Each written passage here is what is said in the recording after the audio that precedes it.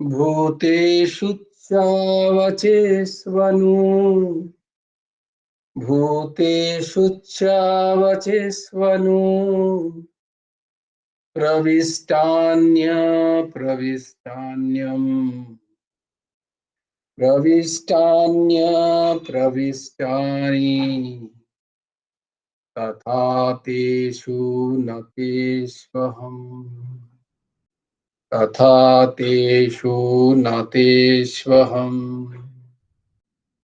एतावदेव जिज्ञास्यम् एतावदेव जिज्ञास्यम् तत्त्वजिज्ञासुनात्मनः तत्त्वजिज्ञासुनात्मनः अन्वयव्यतिरेकाभ्याम् अन्वयव्यतिरेकाभ्याम् यत् सर्वत्र सर्वदा यत् सर्वत्र सर्वदा। জয় গুরু রাধেশ্যাম। তোমার গ্রুপে পাঠিয়েছিলাম, জানি না কজন তোমরা শুনেছো। যেটা পড়া হলো সেটা হলো চতুশ্লোকী ভাগবত। এই চতুশ্লোকী ভাগবত পাঠ করলে বা মনন করলে সমগ্র ভাগবত পাঠ করার ফল পাওয়া যায়। তাই তোমাদের আগেই চতুশ্লোকী, যাতে আমরা ফল থেকে বঞ্চিত না হই, কি শুনি বা না শুনি পরে দেখা যাবে, আগে রেজাল্ট দরকার, তাই না? We are very result oriented nowadays. We need the result ultimate. 90%, 95% ওটা না পেলে তুমি কিন্তু সমাজে প্রতিষ্ঠিত না। তো উই নিড দ্য রেজাল্ট। তো আমরা যেটা করতে যাচ্ছি তার রেজাল্ট হচ্ছে ভাগবতের মূল পাঠ। আর সেই মূল পাঠ যদি এই চতুশ্লোকী ভাগবত পাঠ করা হয়, তাহলে সমগ্র ভাগবত পাঠের ফল পাওয়া যায়। তাই তোমাদের দেখো গ্রুপে আমি পাঠিয়েছিলাম, সুপর্ণা দি আমাকে রিকোয়েস্ট করেছিলেন, এবং তোমরা জানি না কজন শুনেছো এবং কজন মুখস্থ করেছো। আমি তোমাদের অনুরোধ করেছিলাম যে যদি সম্ভব হয় মুখস্থ, একবার শুনলেই খুব মুখস্থ হয়ে যায় যেটা আমি পাঠ করলাম চতুশ্লোকী। আমরা অবশ্যই এই চতুশ্লোকী ভাগবত প্রত্যেকদিন পাঠ করার চেষ্টা করব। তো আমরা ছিলাম শ্রীমদ্ ভাগবতের গুরুদেবের রচিত, পরমহংস ঠাকুর শ্রী শ্রী হেমন্ত দেবজি রচিত কথাসার ভাগবতী কথা থেকে আমরা ভাগবতী কথা একটু একটু করে পড়বো, শুনবো, জানবো।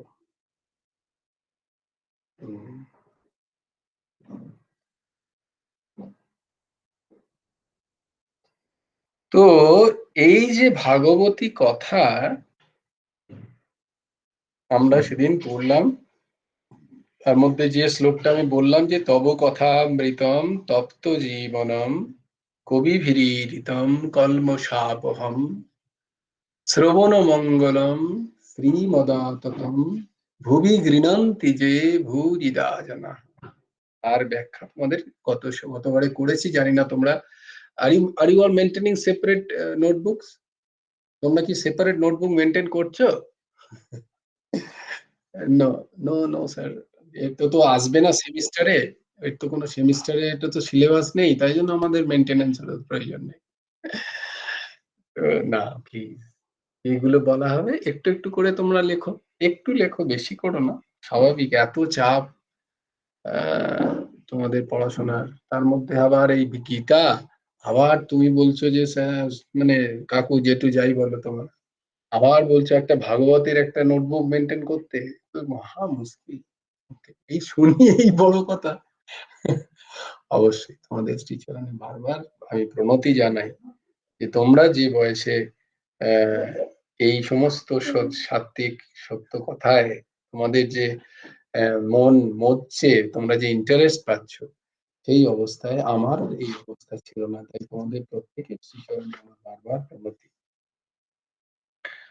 তো আমরা যার কথা জানছি, যার কথা জানবো বলে আমরা ভাগবত পড়ছি, তিনি কে? তিনি হচ্ছেন শ্রীকৃষ্ণ। তিনি কে? তিনি কে? ভালো করে মনে রাখো, যেটা বলছি ঠিক সেইটাই লেখো। শ্রীকৃষ্ণ। শুধু কৃষ্ণ নয়, শ্রীকৃষ্ণ। তুমি বলবে যে এটা কিরকম হলো? তো আমরা তো শ্রীকৃষ্ণ বলেই অভ্যস্ত। কৃষ্ণ আলাদা আবার শ্রীটা আলাদা? হ্যাঁ। শ্রীকৃষ্ণ হচ্ছেন, শ্রী মানে মা রাধারানী, মা রাধিকা। ব্রজের ব্রজের সেই গোপিকা, গোপীজনের প্রেম স্বরূপা যিনি, সেই মা রাধিকা হচ্ছেন শ্রী। তো শ্রীহীন কৃষ্ণ অত ভালো লাগে না যতটা শ্রীযুক্ত কৃষ্ণ ভালো লাগে। তাই শ্রী হচ্ছেন মা রাধিকা। তাই আমরা এই ভাগবতে যেমন কৃষ্ণ সম্বন্ধে শুনছি, তেমনি ভাগবত মানেটাই হচ্ছে যারা ভগবানকে ভালোবেসেছেন। তো যারাই ভগবানকে ভালোবেসেছেন তারাই ওই শ্রীপদবাচ্য। তো যারা ভগবানকে প্রেম করেছেন, নিঃস্বার্থ ভালোবেসেছেন, ভগবানের প্রসন্নতার জন্য সারাটা জীবন অর্পণ করেছেন, তারাই হচ্ছেন ওই শ্রীপদবাচ্য। তাই ভগবান বলছেন, শ্রী ছাড়া আমি ঠিক পূর্ণ নই। ভগবান বলছেন, ভক্ত ছাড়া আমি পূর্ণ নই। তাই ভগবানকে বলা হয় ভক্ত বৎসল। তাই ভগবানের আরেক নাম কি? ভক্ত বৎসল। তিনি ভক্তের বৎসল। বৎসল মানে ভক্তের তিনি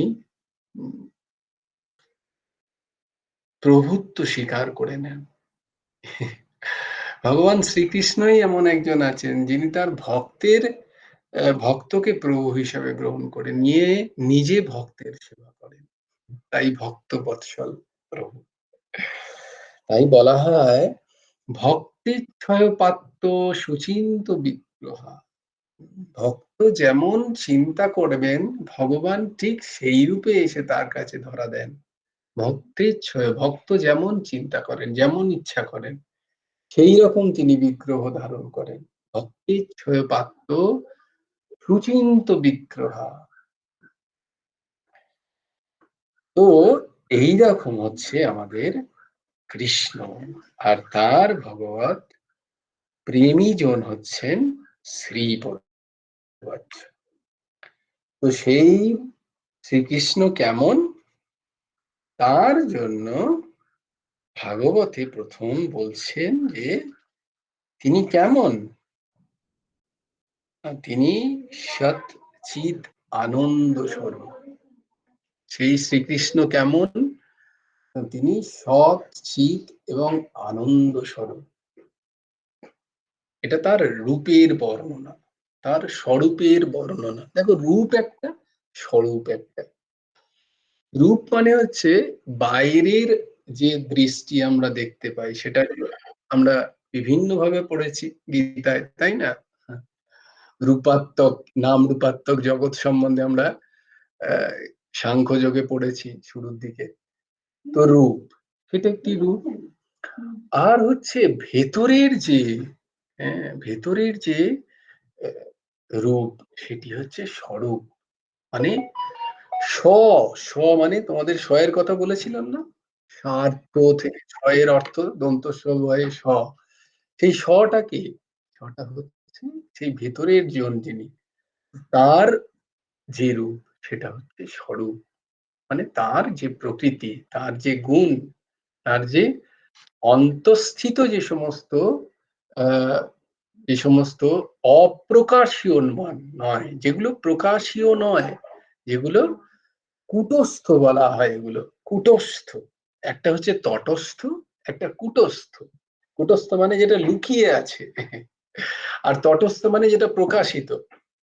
তো ভগবানের এই কুটস্থ যে লক্ষণ, সেটা কি না, সৎ স্বরূপ। তিনি সৎ স্বরূপ, চিৎ স্বরূপ এবং আনন্দ স্বরূপ। সৎ, চিৎ, আনন্দ, যেটা আমরা একসাথে সচ্চিদানন্দ বলি প্রায়, তাই না? অনেক জায়গায় দেখো বলি সচ্চিদানন্দ। সচ্চিদানন্দ রূপম শিবহম শিবহম, জ্ঞান মার্গের কথা। তো সেই সচ্চিদানন্দের কথাটা হচ্ছে সৎ চিত আনন্দ। সৎ চিত আনন্দ, সৎ চিত আনন্দ হচ্ছে truth, consciousness and bliss. Truth. Truth is always truth. It is universal truth. Truth কোনো সত্য কোনো কোনো জায়গা, কোনো বিষয়, কোনো কাল, কোনো দেশ দ্বারা পরিচ্ছিন্ন নয়। এটা তোমাদের আগেও বলেছি। সত্য কখনো কোনো একটা বিষয় দ্বারা, কোনো একটা জায়গা দ্বারা আবৃত থাকে না। যে জিনিস, সে হচ্ছে সত্য। সে সব সময় সত্য, সর্বকালে সত্য, সর্ব জায়গায় সত্য, সর্বসময়ে সত্য, সদা বর্তমান, সে হচ্ছে সত্য। তো ভগবান কি বলছেন দেখো, তো কাকে আমরা জানতে যাচ্ছি না, যিনি সৎ চিত আনন্দ স্বরূপ। এখানে কিন্তু প্রথমে যে মঙ্গলাচরণ, সেখানে কিন্তু কোথাও কৃষ্ণের নাম নেই। পরে আছে শ্রীকৃষ্ণম বয়ম বয়ম নমঃ।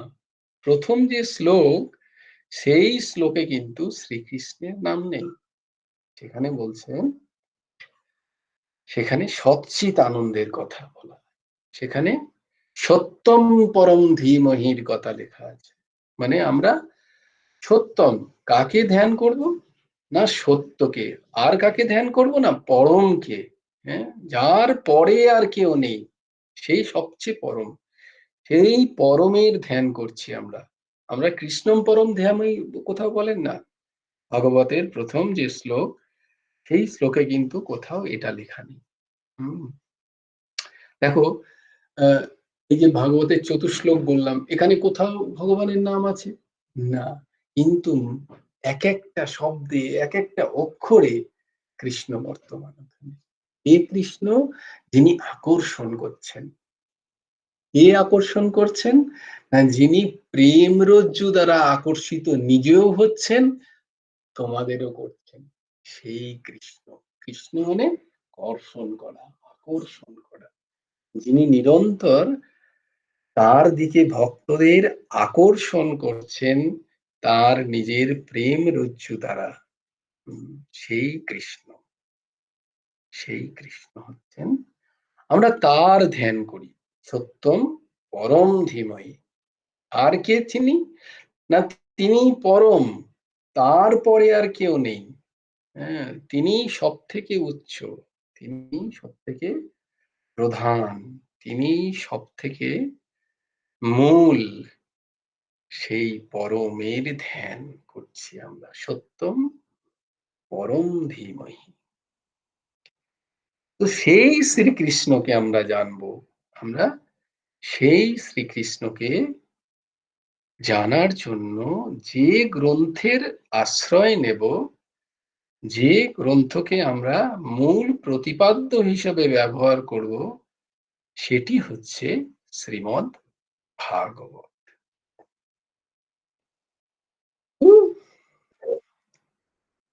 হ্যাঁ, সুপ্রিয় বল, বল।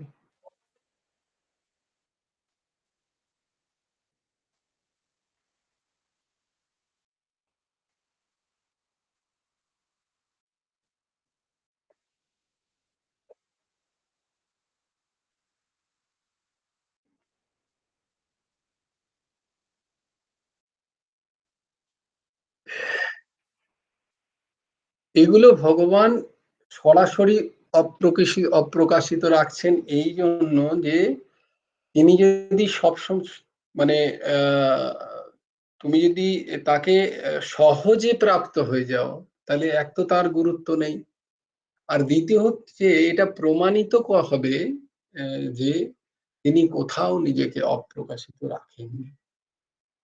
সৎ মানে হচ্ছে অস্তি, অস্তি মানে অস্তিত্ব। এই অস্তিত্ব সৎ আছে বলেই এই অস্তিত্বকে তুমি অনুভব করতে পারছো। তাই এই অস্তিত্ব রূপে তাকে অনুভব, সেই সৎকে আমরা অনুভব করছি। সৎ না থাকলে অস্তিত্বের অনুভব হয় না। এগুলো আমরা আস্তে আস্তে আসবো, তিনি কোথাও লুকিয়ে নেই। এই যে তুমি আনন্দের কণ পাচ্ছ, সেই আনন্দের কণের মূল উৎস সেই আনন্দই, সেই মূল ভগবত আনন্দ। তুমি যে আনন্দই অনুভব করছো, সেই সামান্য দৈহিক সুখানুভবও পর্যন্ত, সেই আনন্দের উৎস কিন্তু সেই এক, ওই আনন্দই, তিনিই বর্তমান। তো সৎ চিৎ আর আনন্দ হচ্ছে অস্থি ভাতি এবং প্রিয় রূপে তিনি সর্বথা বর্তমান। আমি তোমাকে আগেই বললাম যে সৎ মানে যেটার কোনো অবর্তমানত্ব নেই, তিনি তোমার কাছে এখনো আছেন, এইখানে আছেন। তাই জন্যই ভগবতের যে চতুশ্লোকে শেষে দেখো, ওই জন্যই একটা কথা চেষ্টা করবে পড়বে, সর্বত্র। দেখো কি ইয়াদ ইয়াদ কি যেন শেষ শেষ শ্লোকটা কি না, সদা ইয়াত স্যাৎ সর্বত্র সর্বদা, ইয়াত স্যাৎ সর্বত্র সর্বদা, মানে যিনি সব সময় আছেন, সর্বত্র আছেন এবং সব সময় সর্বদা, কোনো একটা সেকেন্ডের জন্য তোমার কাছ থেকে তিনি লুকিয়ে নেই।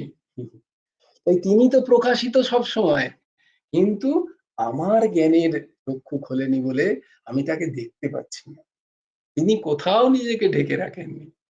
কিন্তু ওই যে বললাম যে তিনি কেন ঢেকে রেখেছেন মনে হচ্ছে কূটস্থ অবস্থায়, না আমরা তাকে আমাদের জ্ঞানের যে চক্ষুটা খুলে উঠতে পারেনি বলে তাকে আমরা কূটস্থ দেখছি, মানে তিনি যেন নিজেকে ঢেকে রেখেছেন, মায়ার দ্বারা তিনি যেন নিজেকে, তিনি প্রকাশিত নন কি, দেখো এই প্রমাণিত হলো কি হলো না, কিন্তু তাও আমরা বুঝতে পারি না। সৎ চিৎ আনন্দ রূপে তিনি তো সর্বত্র বর্তমান, সব সময়, সর্বত্র সর্বদা, আর অবর্তমানতা কোথাও নেই। আমরা গীতার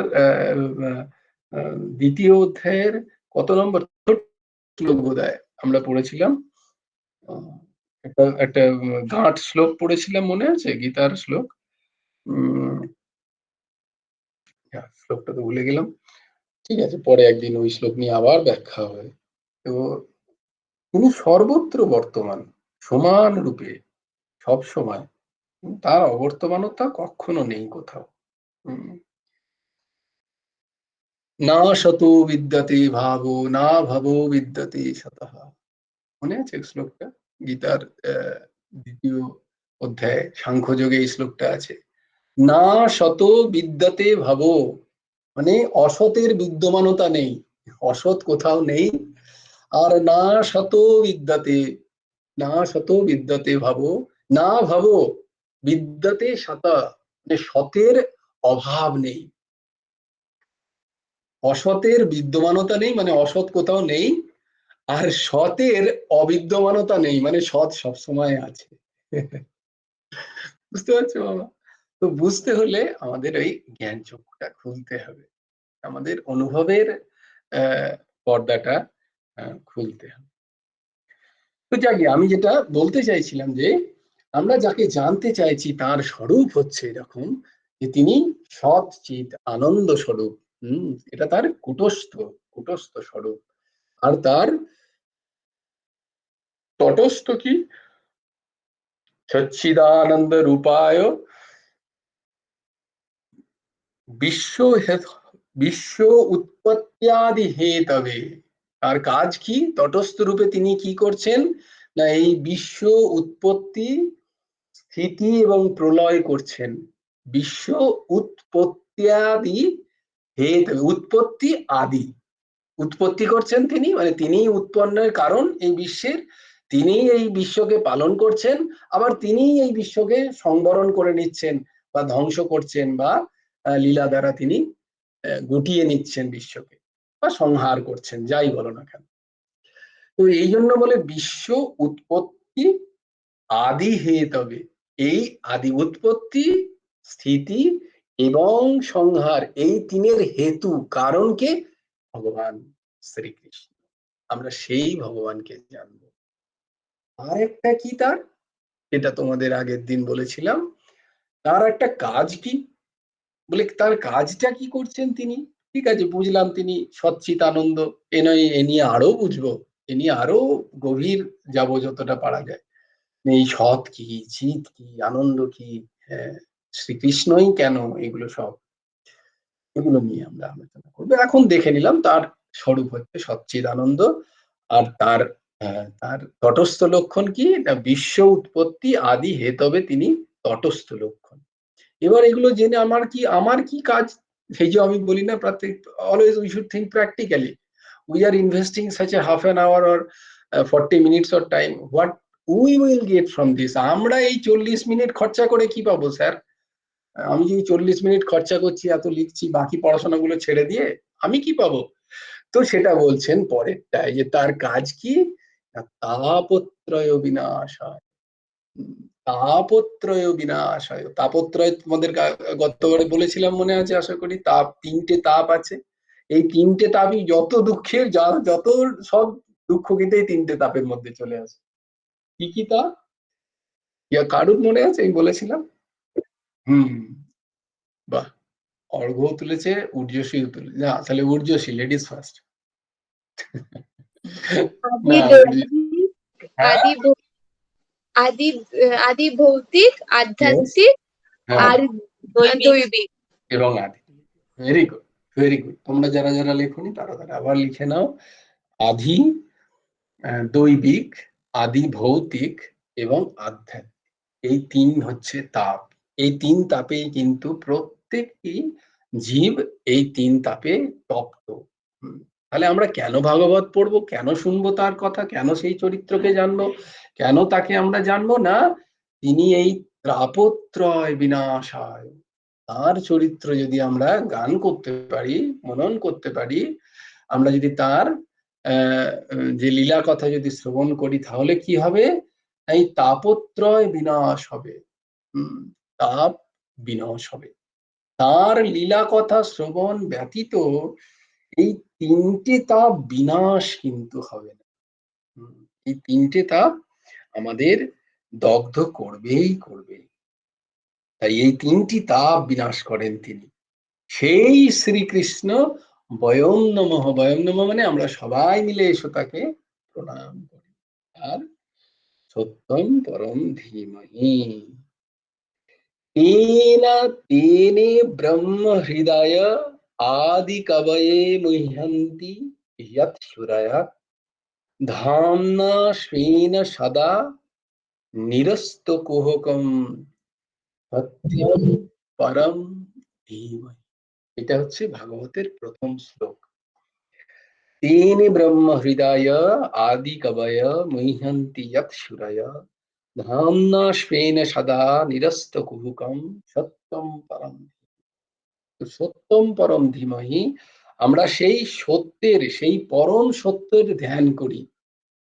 আমাদের অখিল ভারত ভাই ভগবত সংঘ এবং অখিল ভারত ললনা মঙ্গল সংঘেরও গুরুদেব প্রতিষ্ঠিত যে দুটি সংঘের আমাদের যে হেলনেম, সেখানেও গুরুদেব একদম বেদান্তের, উনি যদিও মার্গ ভক্তি মার্গ, কিন্তু আমাদের যে প্রতীক সেটা একদম বেদান্ত। একটা হচ্ছে দ্বিখগ হাদি বৃক্ষ, এবং সেখানে গুরুদেব লিখেছেন সত্যম পরম ধীমহি, সেখানে কোথাও লিখেননি তিনি কৃষ্ণম পরম ধীমহি, লিখেছেন সত্যম পরম ধীমহি। তো এটা হচ্ছে ভাগবতের প্রথম শ্লোক।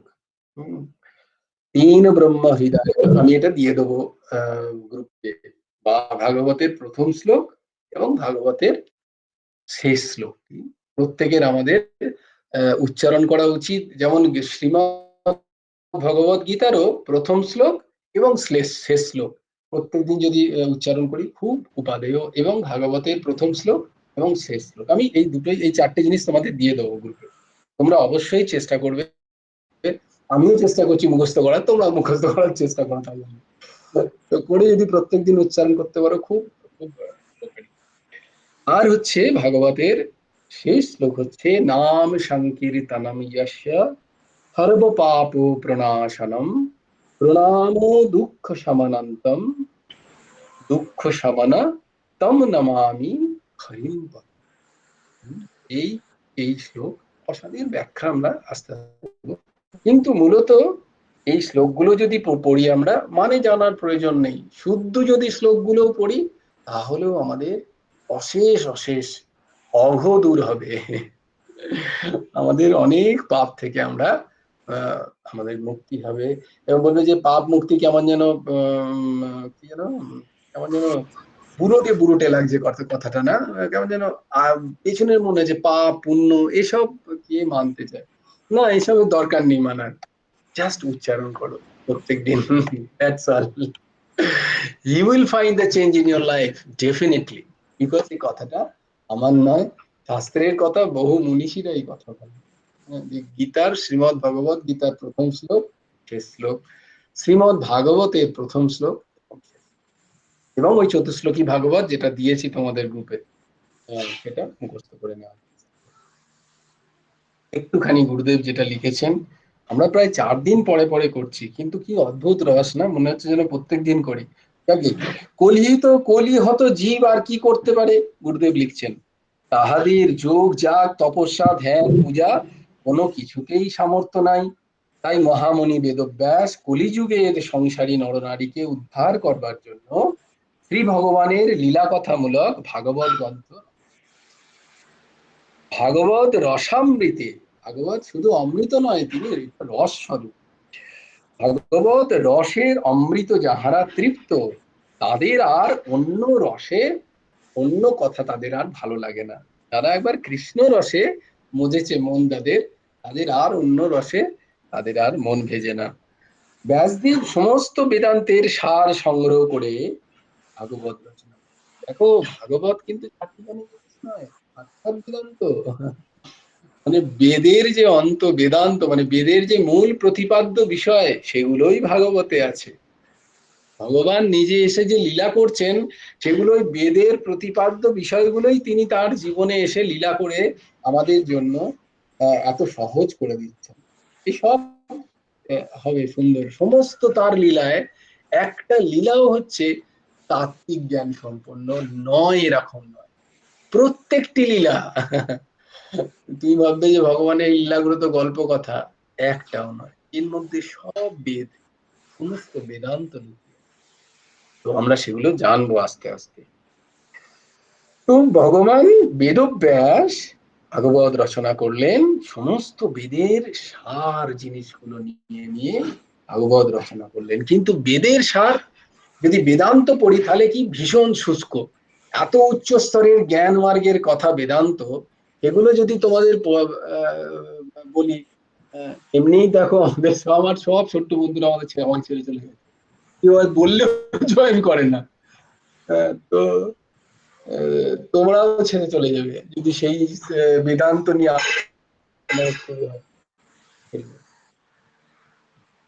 তো এই হচ্ছে বেদান্ত, সেই বেদান্তেরই প্রতিপাদ্য বিষয়, কিন্তু সেটা রসযুক্ত, সেটা শুনতে ভালো লাগবে, এইটি হচ্ছে এই ভাগবত। সমস্ত বেদ ইতিহাসের সার হলো এই ভাগবতী কথা বা কৃষ্ণ কথা। সর্ববেদেতি ইয়াসানম সারম সারম সমুদ্রিতম, এই ভাগবত। ভাগবতী কথা বা কৃষ্ণ কথা আস্বাদন করতে হলে চাই ভক্তি। এবার বলবে কি করে ভক্তি হবে? প্রথমে তো বলে আদিতে ভক্তি চাই, বলে ভক্তি কি করে হবে? ওরে বাবার, এবার ভক্তি কি করে তার ক্রম শুনবে, তাহলে কিন্তু এক্ষুনি উল্টে পড়ে যাবে। ভক্তির ক্রম হচ্ছে 7টা। বলে তারপরে কি ভাগবত শুনবো? বস্তুত তাই, বস্তুত ভাগবতের যারা অধিকারী তারা কিন্তু ওই ভক্তি রসের যারা যে স্তরে পৌঁছে যান, তারাই হচ্ছে ভাগবতের অধিকারী। না হলে ভাগবতের অধিকার নিরূপণই হয় না, কারা ভাগবত শুনবেন। তো ভক্তিতে পৌঁছতে গেলে 7টা স্টেপ পেরোতে হয়। প্রথম স্টেপ, 41 হয়ে গেল যদিও তবুও তোমাদের বলে দিই। প্রথম হচ্ছে আদৌ শ্রদ্ধা, প্রথম হচ্ছে শ্রদ্ধা, যে জিনিসটা করবে, যে জিনিসটা শুনবে সেটার উপর শ্রদ্ধা। তারপরে কি সাধু সঙ্গ বা সৎসঙ্গ, যেটা তোমরা করছো, শ্রদ্ধা, সাধু সঙ্গ। তারপরে হচ্ছে ভজন ক্রিয়া, তারপরে যেটা তোমাদের বারবার বলা হয় মনন করো, শ্লোকগুলোকে মনন করো, তার ব্যাখ্যাগুলোকে চিন্তা করো। কিন্তু এবার যদি তুমি কোনো গুরুদেবের আশ্রিত হও, তিনি যে মন্ত্র দিয়েছেন, বা তুমি এখান থেকে যেটা মন্ত্র শোনো, সেইটার যদি তুমি নিরন্তর জপ করো, সেটা হচ্ছে ভজন। নিরন্তর সেটা হচ্ছে ভজন ক্রিয়া। এই ভজন ক্রিয়া করতে করতে অনেক অনর্থ থাকে আমাদের, সুকৃতিজাত অনর্থ, দুষ্কৃতিজাত অনর্থ, ভক্তিজাত অনর্থ, বিভিন্ন অনর্থ থাকে। সেই অনর্থ নিয়ে একদিন চর্চা করবো। দেখে তো সেই অনর্থ আস্তে আস্তে নিবৃত্ত হয়। সাধু সঙ্গ, সাধু সঙ্গ থেকে প্রথমে আমাদের, তারপরে আমরা আস্তে আস্তে অনর্থ নিবৃত্তি, অনর্থ নিবৃত্তি হয়।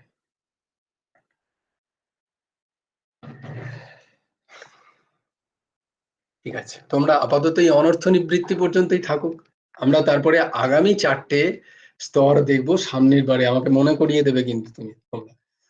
আমরা দেখবো ভক্তির পর্যায়ে পৌঁছেতে, কারণ ভগবান কি বলছেন এখানে ঠাকুর, পরমহংস ঠাকুর শ্রী হেমন্তদেব, যে ভাগবত বুঝতে গেলে চাই কি একমাত্র ভক্তি। সেই ভক্তি প্রাপ্তির জন্য কি কি চাই, এতগুলো জিনিস, সেগুলো আমরা দেখবো। তাহলে প্রথম কি, শ্রদ্ধা। শ্রদ্ধা তো তোমাদের আছে, তোমরা সাধু সঙ্গ করছো। এবার ভজন ক্রিয়া, ভজন ক্রিয়া করতে করতে অনর্থ নিবৃত্তি হচ্ছে কিনা এটা বুঝতে হবে আমাদের। আমাদের দুষ্কৃতি জাতীয় যত অনর্থ নিবৃত্তি হয়, সুকৃতি যত অনর্থ থাকে, ভক্তি যত অনর্থ থাকে, সেই অনর্থ নিবৃত্তির পরে পরে আরো ধাপ আছে। তো আমরা সেই ধাপগুলো পেরিয়ে, ভক্তি হচ্ছে সেই 7ম ধাপ। এখানে গেলে সত্যি সত্যি ভাগবত শ্রবণের অধিকারী হওয়া যায়। কিন্তু তাহলে কি আমরা কি ভাগবত শ্রবণ করবো না? না, তা নয়, আমরা নিশ্চয়ই শ্রবণ করবো, অবশ্যই। কারণ ভাগবত শ্রবণ করতে করতেই আমরাও সেই ভক্তি মার্গের যে এই যে রাস্তাগুলো, এই যে পথগুলো, আমরা এমনিই আস্তে আস্তে পেরিয়ে আমাদের মধ্যে ভক্তি দেবী এসে বিরাজ করবে। ভাগবতের এতই গুণ, তাই আমরা অবশ্যই শ্রবণ করব। তাই শ্রবণ ব্যতীত হবে না। কৃষ্ণ কথা আমাদের শ্রবণ করতে হবে, ভাগবতী কথা বা কৃষ্ণ কথা আস্বাদন করতে হলে চাই ভক্তি। উহাতে বিদ্যা, বুদ্ধি, পাণ্ডিত্যের কোনো প্রয়োজন নেই, কেবল ভক্তি থাকলেই যথেষ্ট। দেখো, গুরুদেব বলছেন যে শুধু ভক্তি থাকলেই। তাই আমাদের ভক্তিটার একটু যাজন তো করতেই হবে। ভক্তির যাজন করতে গেলে কি হবে, প্রথম 3টে স্টেপ হচ্ছে শ্রদ্ধা। আমাদের শ্রদ্ধা আছে কিনা, সেই শ্রদ্ধা আমাদের থাকতে হবে। আমাদের সৎসঙ্গ করতে হবে, সাধু সঙ্গ করতে হবে। সাধু সঙ্গ মানে সৎসঙ্গ, সতের সঙ্গ করতে হবে। আর কি করতে হবে, সেই সৎসঙ্গ থেকে আমরা যে ভজন পাচ্ছি, আমরা যেটা করার প্রেরণা পাচ্ছি, সেই রাস্তায় হাঁটতে হবে, সেটাকে বলে ভজন ক্রিয়া। এটা করতে করতে আমাদের অনর্থ নিবৃত্তি হয়। তারপরেও মনের আরো 4টে দশা থাকে, সেই দশাগুলো আমরা জানি। Any questions? যদিও ভাগবতী কথার পর কেউ কোনো এই প্রশ্নটা যদিও জিজ্ঞেস করা হয় না, কারণ ভাগবতী কথা এত রসামৃত, এত সরল স্বাভাবিক, এত সুন্দর, তাই কিন্তু এই বলে বলে অভ্যাস হয়ে গেছে আমার আর কি। Any question? কথা বলবো? হ্যাঁ দিদি বলো। বলছি যে ভাগবতে এসে যদি আমাকে প্রথমে ইয়েটা দেখতে হয়, মাহাত্ম্যটা বা ফলটা, তাহলে আমরা গীতাতে কি করে মুক্তি পাবো? কি কি কি? ভাগবত শুনতে গিয়ে যদি আমাদেরকে প্রথমে মাহাত্ম্যটা, অর্থাৎ কর্ম, যেটা ফলাফলটা জানতে হয়। হুম। তুমি সেদিনে যে ব্যাখ্যা করছিলে যে আমাদের মুক্তি, মুক্তি কিসে হবে? তাহলে তো ফল চাইলে তো মুক্তি পাবো না। না, এই যে এইখানেই একটুখানি আছে, এর একটা উত্তর আমি আগেও দিয়েছিলাম একবার। সেটা অর্ঘ্যই জিজ্ঞেস করেছিল, খুব সুন্দর প্রশ্ন করেছো তুমি, যে ফল চাইলে তো মুক্তি পাবো না।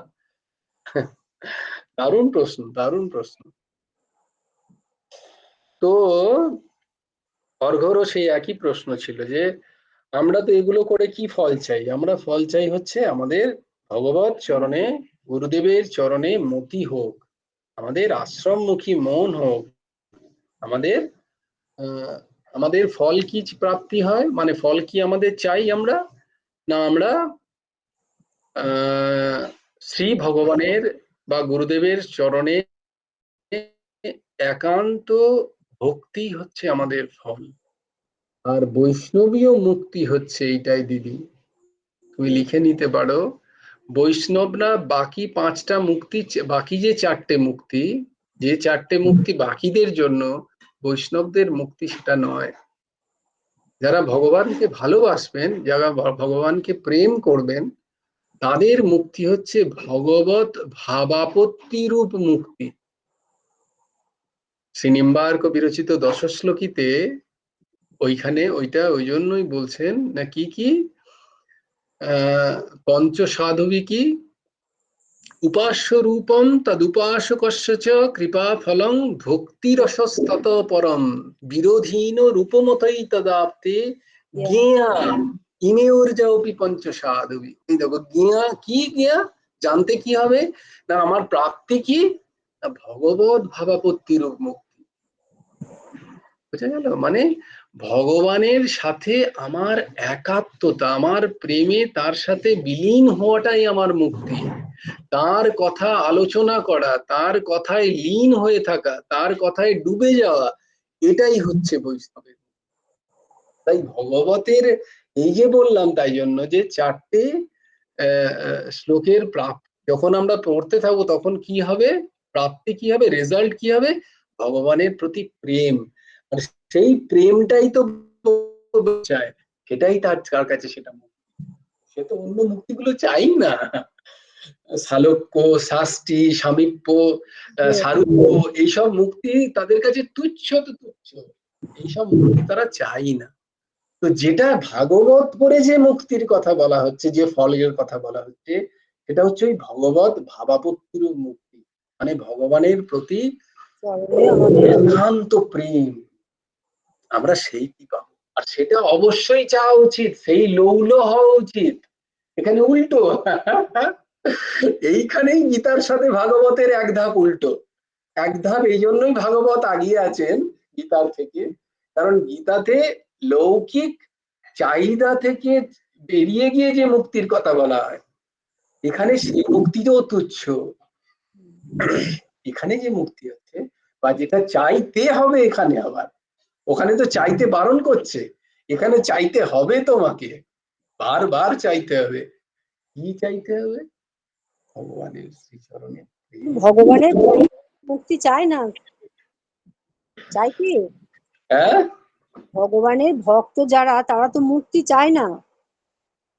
তারা তো বলছেন, প্রভু যেখানে আমাদের জন্ম দাও। তাহলে যদি সেটা যদি না, সেটা যদি তাহলে আবার দিদি তোমাকে ক্রস করতে হবে সেটা যদি তোমার মধ্যে সেই থাকতো, তাহলে এই প্রশ্নটাই তুমি করতে না, আমাকে তাহলে এতক্ষণ বোঝাতে হলো কেন?